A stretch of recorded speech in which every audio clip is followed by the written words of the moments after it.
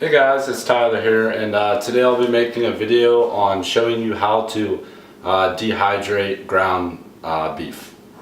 So today I'll be doing about, I have here about 6 to 7.5 pounds of, this is venison. I harvested this past season. I'm going with this because it's obviously cheaper for me to buy beef, and I butchered this myself so I know where it comes from. It's fresh. And it's probably about 95% lean, so it's extremely lean.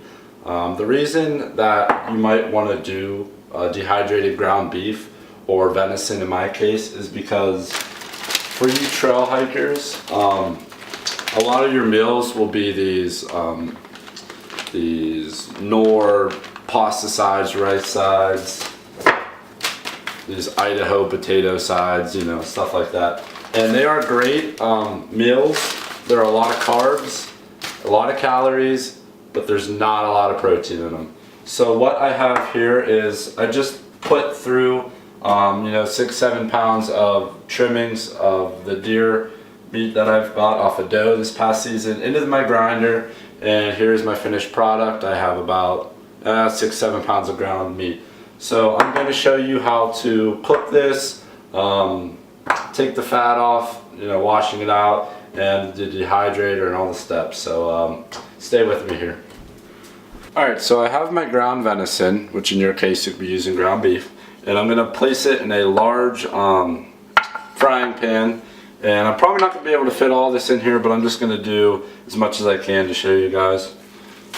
Now what you're going to want to do is you're going to want to grab something that you can break up the meat with. I'm using, I don't know what this is, but I'm going to grind up the meat even further. You want to make sure the meat is as small as pieces as you can get it. So when you throw it in the dehydrator, it takes a lot less time to dehydrate because there's less water in the larger pieces. So I'm going to go ahead and mash this up. Alright, so now that the meat's about the size you want it, you're going to want to brown it on all the sides. Now you don't have to cook it like you normally would for a meal that you're about to eat. It can be a little bit less done than normal. So I'm just going to go ahead and flip this all over.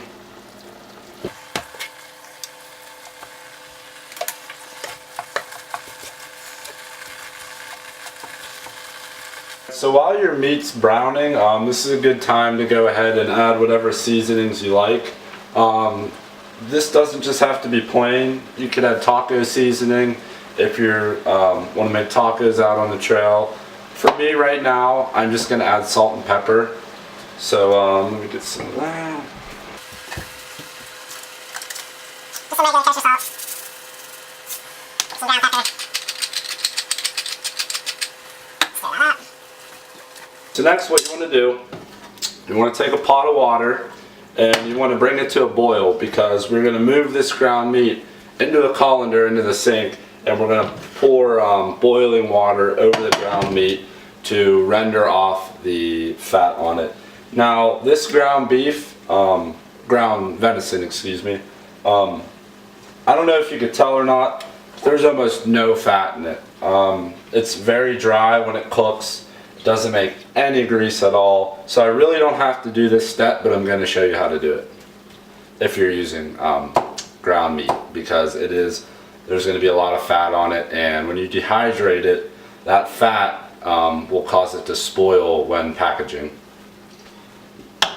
Alright, so while you're waiting for your water to boil, it's a good idea to place all of your meat into a bowl like this, line it with paper towels, and then just put some paper towels on the top, and that's going to help soak up a lot of the grease before we pour the boiling water on it to render the fat. So once you do all these steps, you'll pretty much have no fat left on the meat, and you shouldn't have a problem dehydrating your meat. Alright, so I just poured the boiling water off the stove. I have the ground deer meat into a colander right now. So what you're going to want to do is take your boiling water and just pour a little bit over it at a time, and kind of like shake it up and just pour more.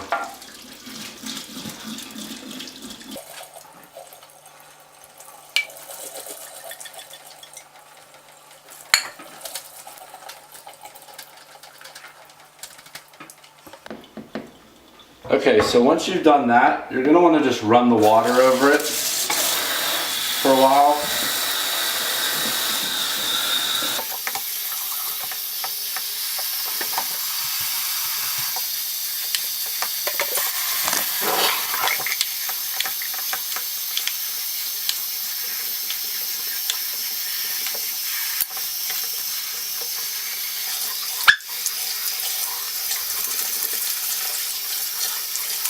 Now, what I like to do, and it's probably overkill, is get a baking tray, line it with paper towels, and then just evenly distribute the meat onto the paper towels to soak up any little bit less of that, or more of that grease and just water from being washed.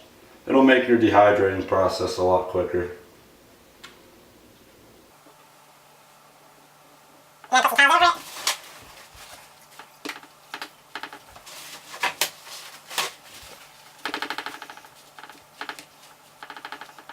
Alright, so now that your meat is done pat drying on the tray, you can go ahead and take it off. Alright, so I got my ground meat off the pan. It's all dried. I got my dehydrator ready. This is an optional last step for you if you want to. So you wash pretty much a lot of the, well, all of the grease and fat off the meat. It's dry. But when you did that, you lost a lot of flavor. So what I'm going to do is I'm just going to add some salt, some garlic salt, onion, and some pepper back to the bowl. I'm going to mix it up, and then I'll put it on the dehydrator.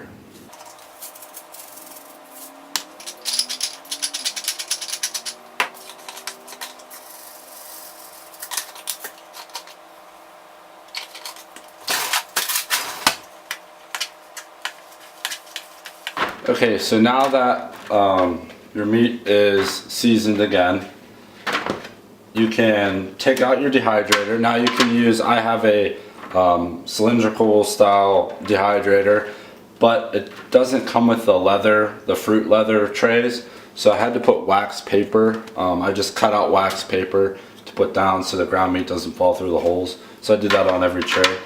So go ahead and place your ground meat onto the dehydrator.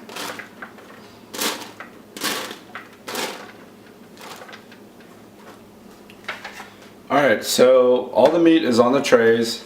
I'm going to put the lid on, close the vents to about 90%, and I will get back to you. This takes, I always forget how long it takes, but it takes about, it takes a lot of hours. So I'll get back to you with the time and when this is done dehydrating, so see you soon. Alright guys, so we're back, and the meat is done dehydrating. So it took about, well, it's 1 o'clock the next day. I started at 3 o'clock the previous day. So it took about 20 plus hours, 22 hours, and it's just done. So I'm going to show you what it should look like. Alright, so now that the meat's done, you can see that it's like this gravelly, really hard texture, and this is what you want.